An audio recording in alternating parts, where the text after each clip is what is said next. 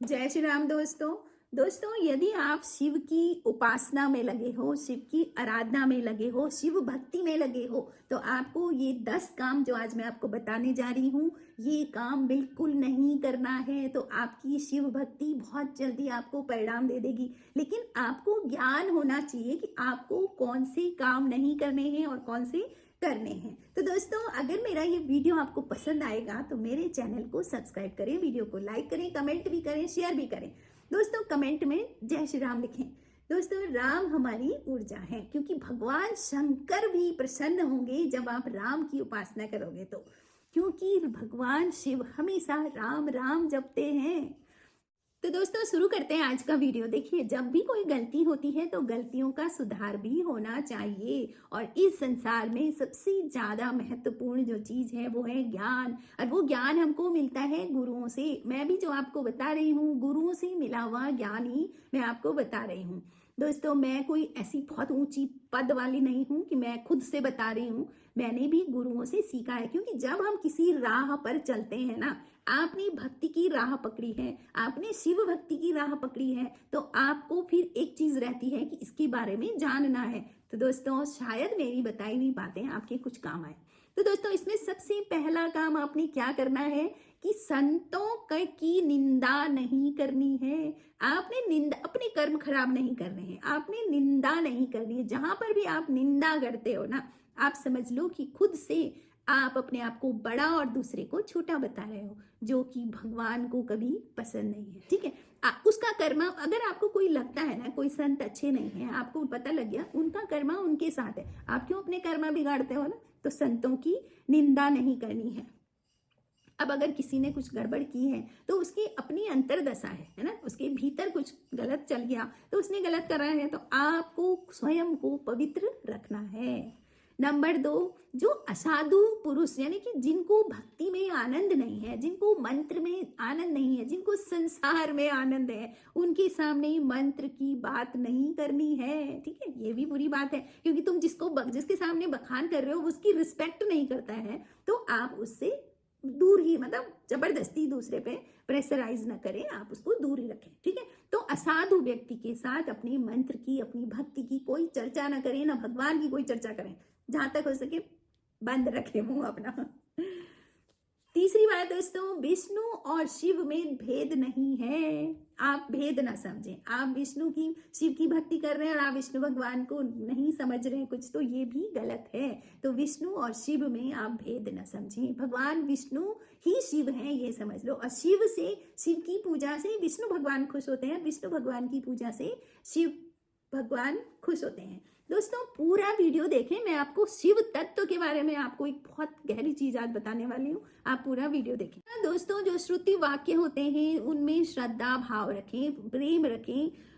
जो भी आपने शिव जी के बारे में सुना है उसके प्रति आपको श्रद्धा भाव होना चाहिए, और भगवान के प्रति आपको प्रेम होना चाहिए, और पूरा विश्वास होना चाहिए कि हाँ, ये सब हुआ है। ठीक है, अगला काम है दोस्तों, गुरु वाक्य में श्रद्धा रखें। अगर गुरुदेव ने कुछ कहा है तो उसमें श्रद्धा रखें, जांच परख नहीं, उसमें श्रद्धा भाव रखें। जो उन्होंने बोला है वो सही है। ठीक है, आप ये समझ लो, गुरु बहुत लोग बनाते हैं, गुरु बना करके उसी की उसमें खोज में लग जाते हैं। देखो, गुरु की सेवा मतलब गुरु की बताए हुए मार्ग पर चलना, वो गुरु की सेवा है, सबसे बड़ी सेवा है आपकी, समझ लो।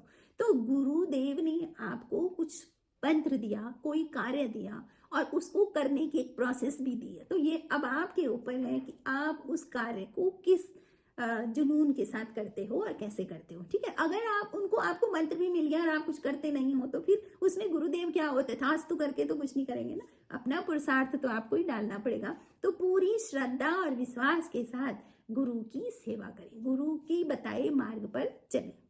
दोस्तों, नाम जप और मंत्र जाप के बारे में रामचरितमानस जी में बताया है कि गोपद सिंधु अनल सितलाई, मतलब जो भव सागर है ना, वो गाय के खुर के बराबर हो जाता है उन लोगों के लिए जो नाम जप करते हैं, जो मंत्र जाप करते हैं। और आखिरकार मनुष्य योनि मिली है तो भव सागर से पार जाने की तो सोचनी ही चाहिए ना। और जब सोचोगे तब उस पर काम करोगे, इसलिए उसमें श्रद्धा रखें। दोस्तों जब आपको मंत्र मिल जाता है तो मंत्र के अर्थ पर न जाए, मंत्र की वाइब्रेशन होती है और वो वाइब्रेशन पहले ब्रह्मांड में विचरण कर रही होती है, क्योंकि जो गुरु हैं उनके भी कोई गुरु हैं, उन गुरुओं के भी गुरु हैं, गुरु के भी गुरु हैं, तो ये पूरी परंपरा से उस मंत्र का जाप हो रखा है। तो वो जो मंत्र है उसकी वाइब्रेशन है वो पूरे ब्रह्मांड में घूम रही है। इसलिए गुरु के मंत्र, गुरु ने जो मंत्र दिया है उसके अर्थ पर न जाए, बस आप जपते रहें जपते रहें जपते रहें। देखिए आपके लिए यहीं पर कल्प वृक्ष के नीचे बैठना हो जाएगा।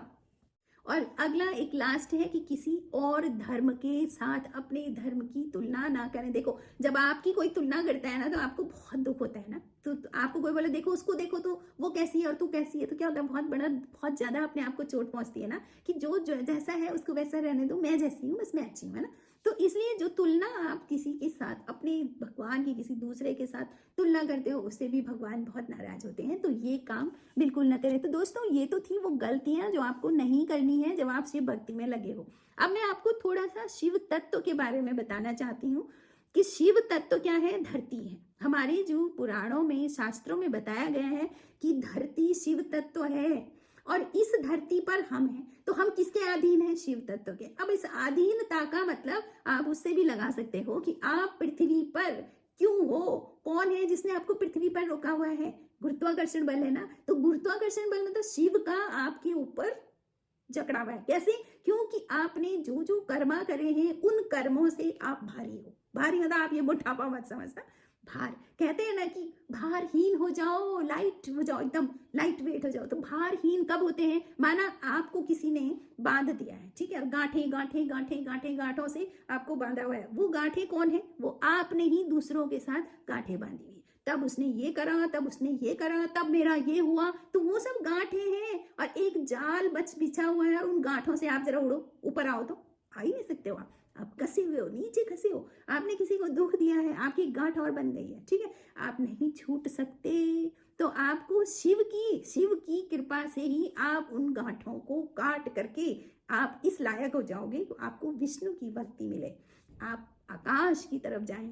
आकाश की तरफ तब जाएंगे ना जब गुरुत्वाकर्षण बल कम होगा। गुरुत्वाकर्षण बल आपकी कर्मों का हिसाब खत्म होगा। तो सबसे पहले शिव भक्ति करें। शिव भक्ति के बाद आपको विष्णु भक्ति जरूर मिल जाएगी। और जब आप विष्णु भक्ति में लगे हैं तो शिव जी को जल जरूर अर्पित करें।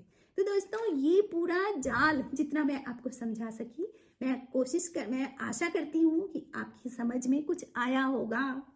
तो दोस्तों आपको वीडियो कैसे लगा कमेंट जरूर करें और कमेंट में जय श्री राम लिखें। राम हमारी ऊर्जा है। Thank you.